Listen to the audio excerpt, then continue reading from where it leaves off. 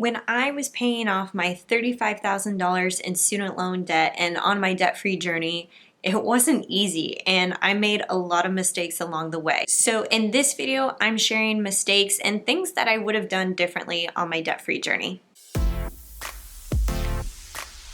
Hey guys, it's Justine with Debt Free Millennials, the channel for all things millennial, money, and debt-free living. And if you want to live a debt-free life, consider subscribing and liking this video so you never miss another video from me. And I have to tell you, kind of doing this, looking back on my debt-free journey, it can get me a little emotional actually. And one of the mistakes that I made was not paying off my debt sooner. In fact, I had $8,000 in savings because I got so good and also just so scared of not having any money that I ended up just building up this huge savings. And instead, I could have just used that money to pay off the rest of my debt. And I think this is true for a lot of people. There are two ways to view money: power and security. And for me, security was huge. The more money that I had, the more secure that I felt. So to give that away was, in my mind, giving up my security. So what did I do? I prayed on it. I literally prayed on it and I asked God, tell me what to do. And this ended up being a spiritual journey just as much as it was a financial journey for me. And figuring out what I was supposed to do with the money that was coming into my life. And you know how sometimes when you're in prayer mode and you feel like your prayers just go unanswered or you don't hear God at all? No, I heard God very clearly on this. And He told me, give it, pay it, because you are going to get that money back and then some. And it was then where I kind of stepped outside of fear and I paid off the rest of my debt in one lump sum. And I think I still owed like $5,000, $4,000. So it wasn't even taking up, all of my savings. And that was one of the mistakes I had made, is I could have paid that off much quicker had I been okay with giving up some of that security. Another mistake that I made was not looking into investing strategies that I could do on my own. So I didn't really pay attention to investing at all during my debt-free journey. And that really kind of hurt me at the end of it because I became debt-free and then I really didn't know what to do in terms of retirement and how I could invest my money and make more money this way. And I think when you're paying off debt should be your sole focus, but it doesn't mean that you can't, access books or resources to help you learn investing strategies while you're paying off debt. That was one of the mistakes that I made. And what I ended up doing is, after I became debt-free, I just ended up signing up for Dave Ramsey's endorsed local providers.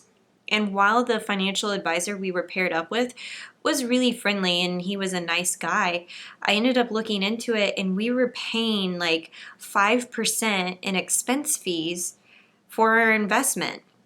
And it's funny because I was looking into the fine print of our financial advising firm. They give you hypothetical scenarios based on $10,000 in each fund. And we had 4 funds that we were investing in. And they said if you had $10,000 in each fund, it was equivalent to $7,900 in expense fees for the year. So that means if we had invested $40,000, that $8,000 would just be shaved off just because of management fees, which is ridiculous. I love Dave Ramsey and I'm a huge fan, so much so that I was on his show to do my debt-free scream, but that program actually did not benefit me. So I wished I would have been more diligent about seeking out those resources independently. Now, the third mistake that I made, and this is going to contradict all the DRAM fans out there, so just take a little sip of coffee before I tell you this. I wished I had opened up a credit card before.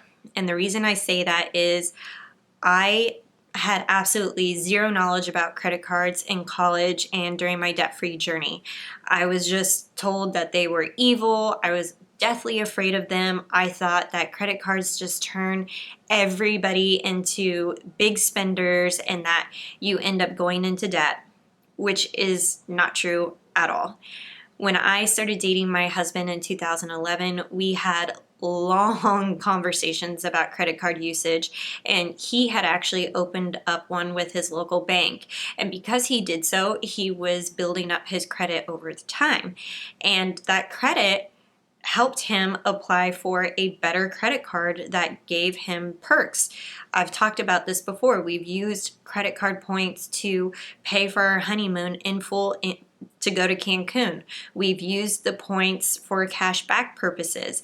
You can use that cash back if you are a responsible credit card user, paying it off every single month, and use that cash back to pay off your debt. So I think you can do that easily if you had student loan debt. I wished I would have been able to see the benefits of credit cards and have a more open mind towards how those things worked on my debt-free journey, because if I had, I would have been able to apply for credit cards in my name and help boost my credit score.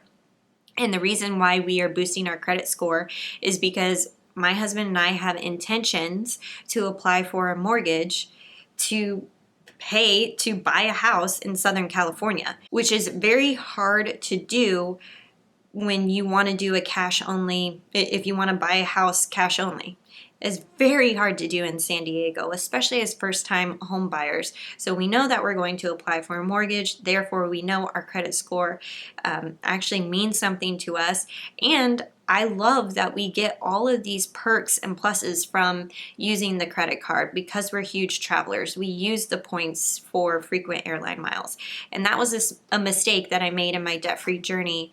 And I know that's going to add some interesting comments for this video for the DRAM fans, but I think that's exactly why Freedom Project, my online course, came to me and why I built it, because I wanted a place and a place where we could share resources and the methodology that I went through to pay off debt and have it geared towards millennials, because I didn't see any resources that were specifically geared towards millennials where we were talking, friend to friend. I believe that you can use credit cards responsibly. I believe that you can treat yourself to traveling even while you're still in debt, as long as debt payoff remains your sole focus.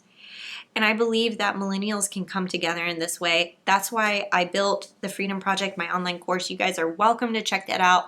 I will link to it below because it's this community that is just growing and growing. And it's really been amazing to see us come together in this way, because there isn't just one resource out there to help you in your debt-free journey. You can find it in multiple ways, and I'd love to share that with you.